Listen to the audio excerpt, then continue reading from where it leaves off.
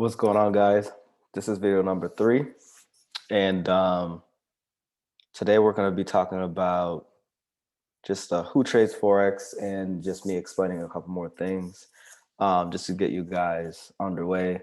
Again, the purpose of this video is not to teach you guys, the core mentorship stuff. It's just to teach you just some lingo that you're going to hear and just getting you familiarized with, what Forex is, right?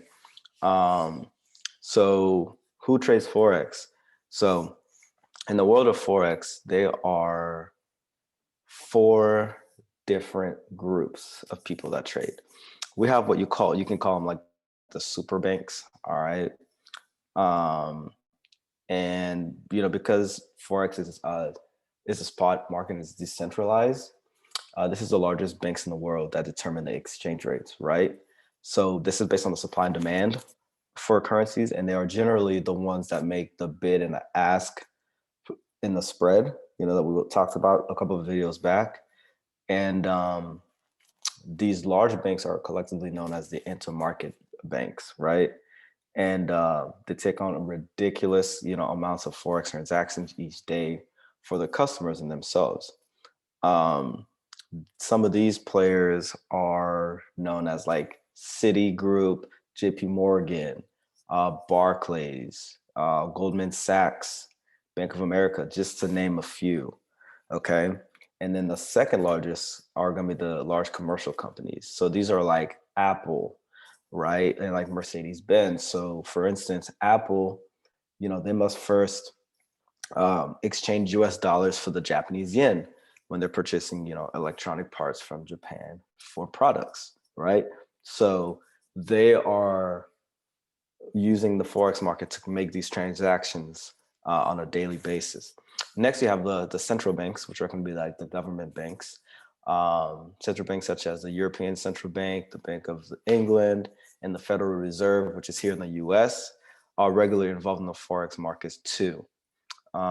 Just like companies and, national governments participate in the Forex market, their operations are more like international trade payments and handling their foreign exchange reserves. And then the last group is the speculators. Okay. So the speculators are, they more so, the currency speculation is an act of buying and holding foreign currencies in the hopes of selling that currency at a higher exchange rate in the future. So it's, I guess some people could say it's kind of like hedging, but these are people who are in it to make money within the price fluctuations. Okay.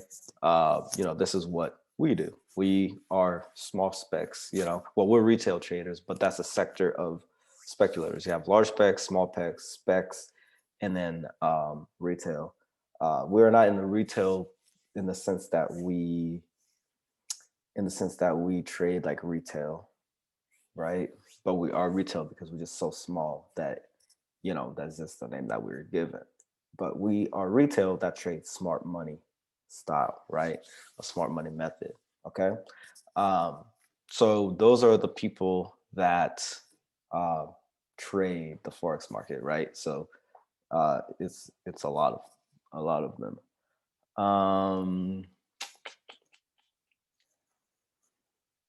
So again, we already talked about the just a recap. The advantages of trading Forex. This is a $5 trillion market per day.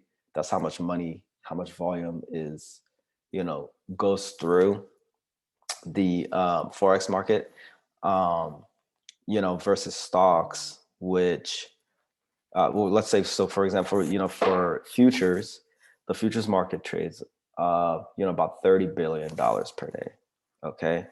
So if you look at that versus the 5 trillion, like you would want to be in the Forex market because that's just where the money's at. I got some alerts going off here. I got some trades I'm looking at here.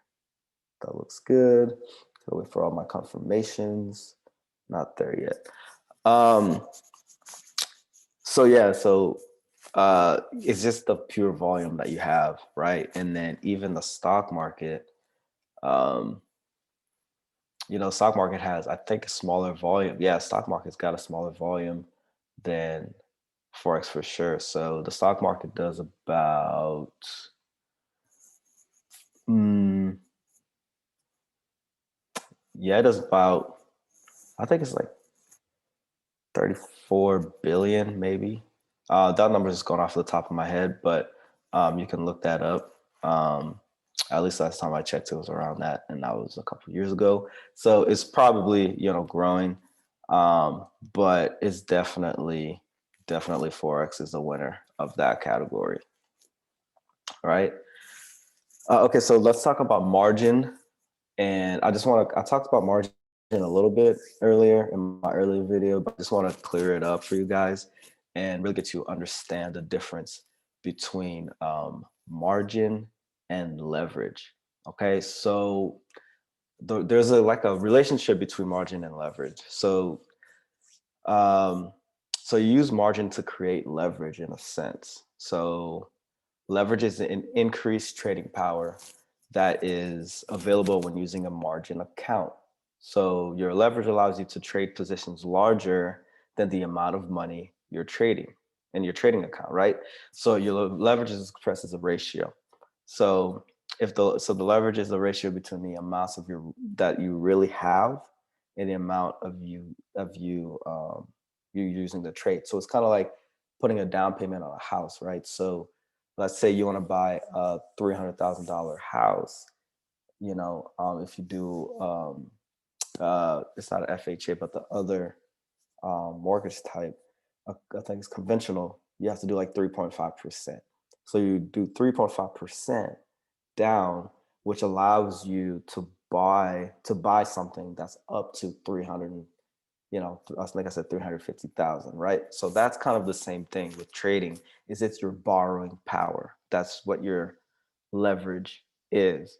So, um, so it's usually expressed with the X uh, to 1 format, right? So, for example, if you wanted to trade one standard lot of USD JPY without margin, you would need $100,000 in your account. But if you do want to use margin, a margin requirement, some brokers are different. But let's say it's just 1%, you would only have to deposit $1,000 in your account to be able to trade that amount of volume. Okay, so the leverage provided would be 1 to 100, right? Um, and so now next, the margin is a little bit different. So margin is when trading, you are only required to put up a small amount of capital to open it and maintain a position, right? So the capital is known as margin. So if you want to buy $100,000 worth of USD JPY, you don't need to put up the full amount, right? So you only need to put up a portion, like $3,000. The actual amount depends on your Forex broker or your CFD provider. So you kind of think of margin as like a good faith deposit or collateral. So it needs to be open position and you need to keep it open. So it's kind of like hold on.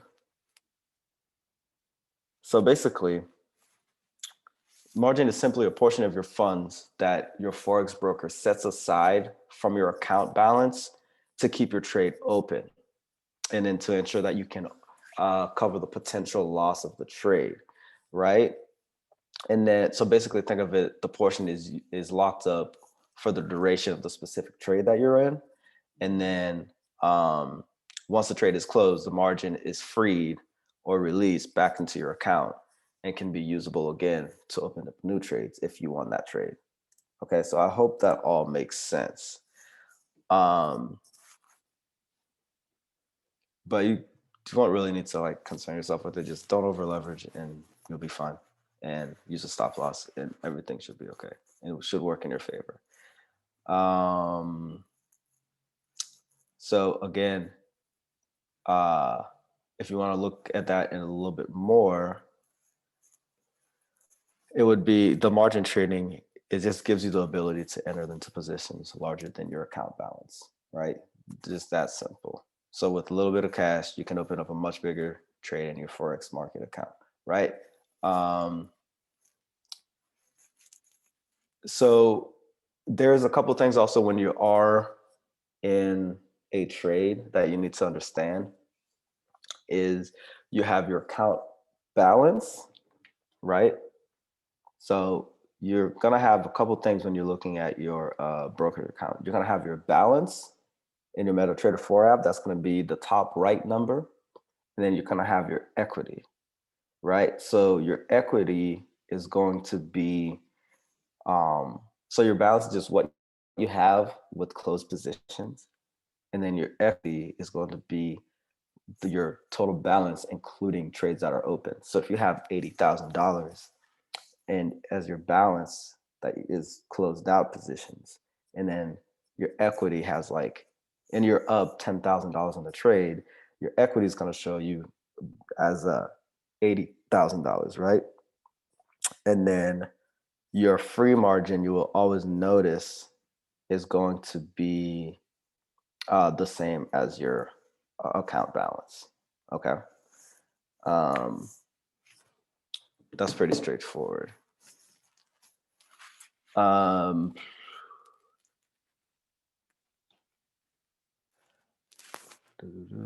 and then obviously we talked about stop losses. That just, make sure that if you're in the wrong, um, if you're in a trade. So for example, let's look at Euro USD. Let's look at Euro USD. It's one of my favorite pairs. So for example, let's say you bought Euro USD down in here, right?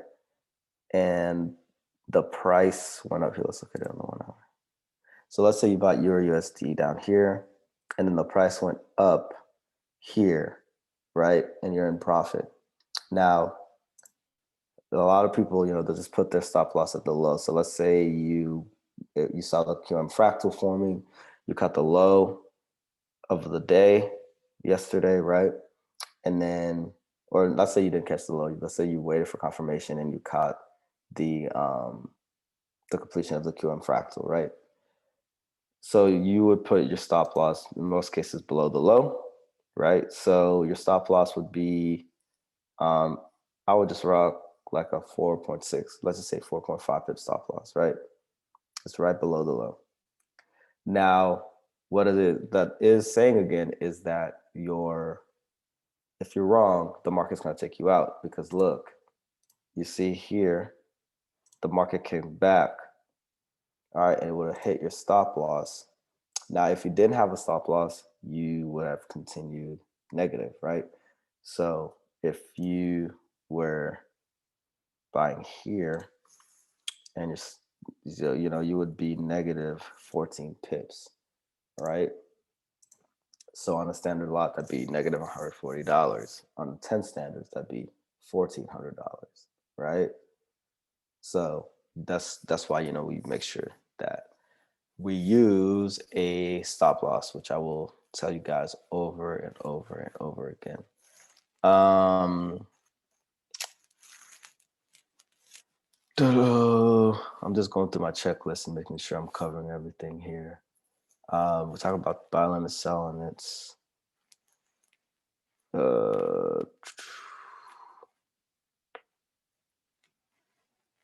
Let's see. I think that basically does it, guys. I just wanted to make sure that you guys just understood your